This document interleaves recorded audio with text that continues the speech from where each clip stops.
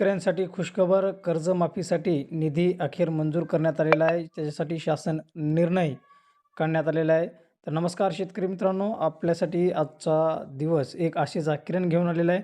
गेल्या अनेक वर्षापासून डोळ्यात प्राण आणून ज्या क्षणाची वाट पाहत होतो, त्याबाबत आता एक अत्यंत दिलासादायक बातमी समोर आलेली आहे. कर्जमाफीच्या प्रतीक्षेत असलेल्या आपल्या अनेक बळीराजांसाठी राज्य शासनाने एक महत्त्वपूर्ण पाऊल उचलले आहे आणि काय आहे शासन निर्णय, याचा फायदा कुणाला होणार, याची सविस्तर माहिती आपण या व्हिडिओच्या माध्यमातून जाणून घेऊ आहोत. तुम्हाला आठवत असेल तर 2017मध्ये राज्य शासनाने छत्रपती शिवाजी महाराज शेतकरी सन्मान योजना जाहीर केली होती. या ऐतिहासिक योजनेद्वारे अनेक शेतकऱ्यांचा सातबारा कोरा झाला, पण दुर्दैवाने तांत्रिक अडचणी किंवा इतर कारणामुळे लाखो पात्र शेतकरी या लाभापासून वंचित राहिले होते. कर्ज डोक्यावर तसंच होतं आणि व्याजाचा बोजाही वाढत होता. यासाठी अन्यायाविरुद्ध अनेक शेतकरी बांधवांनी हार न मानता न्यायालयांचे दरवाजे ठोठावले आणि म्हणता न म्हणता सत्य परेशान होता है लेकिन पराजित नाही होता, अगदी तसेच झाले. न्यायालयाने शेतकऱ्याच्या बाजूने निकाल दिला आणि 2022 पासून सरकार या वंचित शेतकऱ्यांना न्याय देण्याची भाषा करत होते.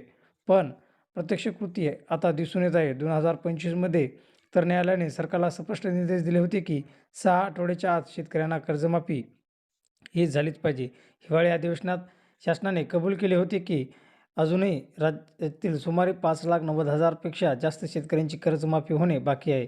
यासाठी जवळपास 5,900 कोटी रुपयाची गरज आहे आणि याच पार्श्वभूमीवरती काल दिनांक 7 जानेवारी 2026 रोजी एक शासन निर्णय जी.आर. निर्गमित करण्यात आलेला आहे. या थकीत कर्जाच्या प्रक्रियेला गती देण्यासाठी आणि प्रत्यक्ष अंमलबजावणीसाठी शासनाने 500 कोटी रुपयाचा निधी वितरित करण्याची मंजुरी या शासन निर्णयामध्ये देण्यात आलेली आहे. या 500 कोटी रुपयामधून जे काही पात्र शेतकऱ्यांची माहिती गोळा करणे, त्यांचा डाटा कलेक्शन करणे आणि प्रशासनाचा खर्च आणि यंत्रणा राबवणे आणि प्रमुख म्हणजे प्रत्यक्ष कर्जमाफीचा लाभ वितरण सुरू करणे, हे या शासन निर्णयामध्ये सांगण्यात आलेले आहे.